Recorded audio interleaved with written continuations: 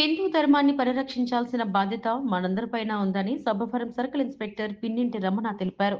అనకాపల్లి జిల్లా సబ్బవరం మండలంలోని జోడుగుళ్ల వద్ద బంగారమ్మ తల్లి ఆలయ పునర్నిర్మాణ శంకుస్థాపన ఆదివారం ఘనంగా జరిగింది.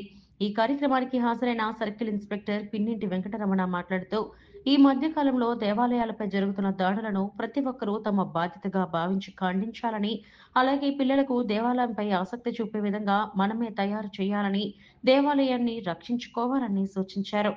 రేపు జరగబోవు హిందూ శంఖారావంలో అవకాశం ఉన్నంత మేరకు ప్రతి ఒక్కరూ పాల్గొవాలని పిలుపునిచ్చారు. ఈ కార్యక్రమంలో మాజీ సర్పంచ్, మండల సముద్రం ఉప సర్పంచ్ మండా లక్ష్మణ, తెలుగుదేశం పార్టీ పెందుర్తి నియోజకవర్గం ఆర్గనైజింగ్ కార్యదర్శి రోమాల చంద్రశేఖర్ తదితరులు పాల్గొన్నారు.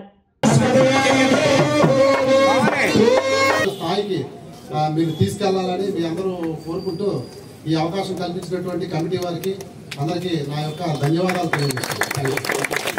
ఓన్లీ ఎంప్లాయీస్ 30 లక్షలు పెట్టి నిన్న వార్షికోత్సవం నాకు అదే అనిపిస్తుంటుంది. అంటే మనం తలుచుకుంటే ఒక మనిషి తలుచుకుంటే అవ్వకపోవచ్చు, కానీ అందరూ కలిసి అనుకుంటే ప్రతి పని సాధ్యం అవుతుంది. మన దగ్గర డబ్బు ఉంటుంది, మన దగ్గర అన్నీ ఉంటాయి, కానీ సమన్వయం చేసే వ్యక్తి ఉంటారు.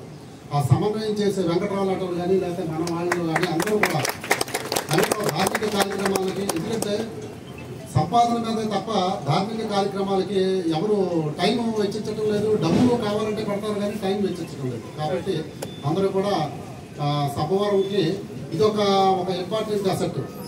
భాగస్వామ్యం చేసినందుకు మీ అందరికీ కృతజ్ఞతలు తెలియజేస్తూ, నా వంతుగా ఒక 10,000 రూపాయలు ఇప్పుడే నేను పంపిస్తున్నాను. వెంకటరావు ఫోన్ నెంబర్కి నేను ఫోన్ చేసి పంపిస్తున్నాను. ఎందుకంటే అది మనకి డబ్బుల కోసం కాదు, అక్కడ అందరూ కలిసి చేస్తేనే ఇలాంటి కార్యక్రమాలు అవుతాయి.